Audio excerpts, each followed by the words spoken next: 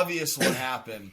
But then I thought of, this is what I thought of. This could have been the way to settle this trial, because the whole thing came down to, did George Floyd die because his neck was kneeled on for 9 minutes, just from it being kneeled on for 9 minutes, or was it because he was high on drugs and had heart problems? So my theory was, to settle this very easily, they should have allowed somebody to kneel on Chauvin's neck for 9 minutes. If he makes it, he's free. If he doesn't, justice served. There we go. Well, if he doesn't, make him run a lap so his heart's beating real hard, and then feed him a bunch of drugs, and then kneel on his neck again. But no, you can't, because their whole idea was that, he didn't die from his neck being knelt on for 9 minutes. So what I'm saying is, you can prove that. You kneel on his neck. If he makes it, you don't have to fuck with his system, because their whole point was it was the drugs and the heart problem that fucked over George Floyd, not the kneeling on the neck. So, okay, let me kneel on your neck for 9 minutes then. If that wasn't the reason that he died, let's see what happens, And again, so if Chauvin makes it, he's free. If he doesn't, he's dead and justice has been served. Boom, there we go. Easy peasy way to figure it out. That's my theory. And I was doing some reading about how Fox News was using this as a way to say, see, the system isn't broken. Look, he got convicted. They just completely flipped it, Yeah, after the year of character assassination they've been putting forth, trying to, it's like, I don't know, man, but they know their viewers have no memory, so they just change the narrative willy-nilly however the fuck they want, and then people go, this is Fox News, they're fair and balanced. I guess they just didn't have all the facts back then, but what I'd say is, that's where the place I'd be the most cynical is, that people are just going to say, well, look, this conviction happened, so there's no problems, there's no reason to actually turn police into less militaristic style and go to more of a community-based and mental health-based,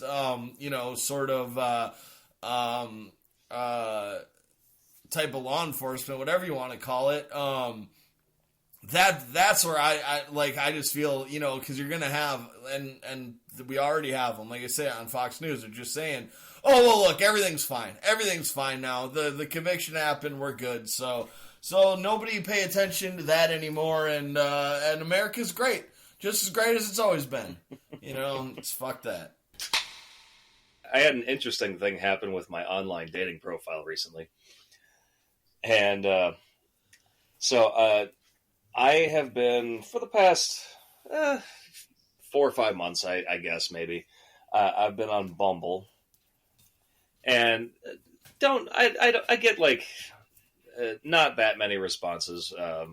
It is what it is. I didn't have a lot of faith going into it to begin with, but that's your problem, man. You got to have some goddamn confidence. What the fuck? Probably, but I opened it up yesterday, and all of a sudden, I had over 30 likes, 30 matches, people interested. I'm like, oh, what the hell? I'm just I checked this a couple days ago and there was 2. Why is there 30 now? And so I don't pay for the premium because I'm not a fucking rube. They seriously want you to pay $10 a week for that shit to see your matches, which is why it's a whole fucking racket. And I whatever. Anyway, I actually got a lot to say on that, but you got to finish your story first. But yeah, the way they're using the pay system on those fucking dating apps has gotten out of hand, but way out of hand. But anyway, well, they know how desperate a lot of people using their services are. So I guess they're capitalizing. But so I see I got all these matches, but I can't see who they are. So I just after I see that, I go to where you swipe left or right, looking at different people's profiles, and I start noticing there's a bunch of dudes showing up in there. And I'm like, that's never happened before. That's weird. So after it happens like 4 or 5 times, I go and recheck my settings, and somehow my settings went from interested in women to interested in everyone, and the age preference went from like I think I had it between like 24 and 30 or whatever it was. It went all the way up to 62. So apparently I'm a snack for old gay guys. Is what happened. Yeah, I guess so. Time to start rethinking your sexuality, man. You could be slamming it if you were into old gay. If you're just gay and into old guys, you know. Time to flip the switch. You fucking hot piece. I'm not sure it's worth it, but at least it gave me a little confidence. Like, well, at least someone's interested, I guess. So maybe it's a little something to feel good about. It reminds me of a funny thing that, and I'm not gonna use the name or anything like that because it won't matter. But one of our friends who there's people have wondered like, maybe he's gay, maybe he's not. Not that it matters, but people have wondered, and he would always say, dudes, I'd tell you if I was, and this is probably on us for not just believing him, but he's like, it would be so much easier if I was gay. Do you understand? Like, dudes just want to have sex and shit all the time. Like, he's like, if I was gay, I'd just be gay. It'd be a lot easier. and I guess that proves his point a little bit there, some, A little bit, yeah. The suspicion is still there, I can't lie. But, man, as far as the pay thing goes, and actually this is a little bit onto your, before I go to that, I've noticed I still use Tinder, and they'll just start putting matches into my, like, messages. So I'll go like and check those once in a while, and all of a sudden there'll be like 3 girls that I 100% did not swipe right on, and I know for various reasons, that I definitely did not swipe right on them, and then they're just there as like a match, and then I always feel bad about it because it's like you always see on like profiles like girls will say like, don't even bother swiping if you're not going to talk to me. So then I like trying to be a nice guy, and I go in and I'm like, hey, so yeah, I didn't actually match with you, but I just want to let you know I wasn't trying to not like say hello or anything, but I don't know why you're in my matches, and that it's literally just because like I honestly wouldn't doubt it if the program went behind your back to do that.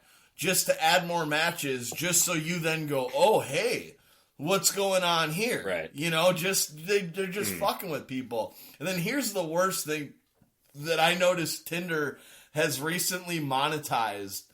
You can pay, I want to say like 25 cents a piece. So you know how like on Facebook Messenger when somebody gets your message, a piece of what? Their face scrolls down and you can see that it's been received? They charge you 25 cents a piece, like to see if your message has been received or read by the other person. Oh Jesus! That's a like feature for that the most desperate people on earth. It totally is for the most desperate. Did they read people. my message? Oh, did they read my message? I can't wait to find out. Like, it's horrible, and they're just taking advantage of sad people. It's fucking. Oh, that makes me really sad. Yeah, like that is just really. I mean, like I know we're already saying like they're capitalizing on desperate people, but that's capitalizing on the desperatest of people, and that's seeing like the whether a message is read. That's a feature that I turned off of my text messaging because I don't need I don't need that much intimacy in like my non vocal conversations. So like the fact that people are willing to even do that for like just did they see this, let alone like are they going to say anything back, like because obviously that would be confirmation enough if they read it and they're interested in what you said to them or are presenting. You'll know, like you'll find out if they're interested and if they read it. And not to mention, when you first start talking to somebody, it's like a really good idea to not be like super attached to your phone, like messaging them back. Like tricks of the trade here. You don't want to be the guy going, "Oh my God, did she read my message? Oh my gosh, like am I being rejected? Am I being rejected?" Like, no, you never met this person. You're talking online. She has no reason to give a fuck like who you are yet. So like say something, and then if you hear something back, beautiful. Wait a little while because she made you wait. So now you make her wait. You play the game. You play the game. It's what everybody does, and that's just what you got to do. And the worst part is Tinder knows that shit doesn't work. So they do. Again, they're just saying we know that desperate people are gonna feed on this, and they're just gonna keep paying to see if their messages are read because they're the type of person who is worried about that, and they're never gonna get a date because they're so worried about whether the person read their message or not. Oh yeah, well, and all this talk about like online dating and all that, all of a sudden, made me think of something I haven't thought about in a long time. But this has to do with my very first quote unquote girlfriend in middle school, and but these details are gonna put an age on me a little bit. But so when we first started hanging out. I was told we don't want to age you all the way to 28, man. You're or 27. You're so old. Fuck. Oh, aging yourself. My God, I know, but 27. Just wait until you hear what I say. So, we first started seeing each other. Like her friend who lived across the street from me told me that she liked me. So we started. Like I think I was in 6th grade. She was in 7th grade, and like we started like, just talking and all that. And she, back in the day on MySpace, if I'm sure I know that you remember, but if anyone listening remembers, there would be like it'd be like a chat room forum that was just like open to anyone, and it was on the bottom of your MySpace page.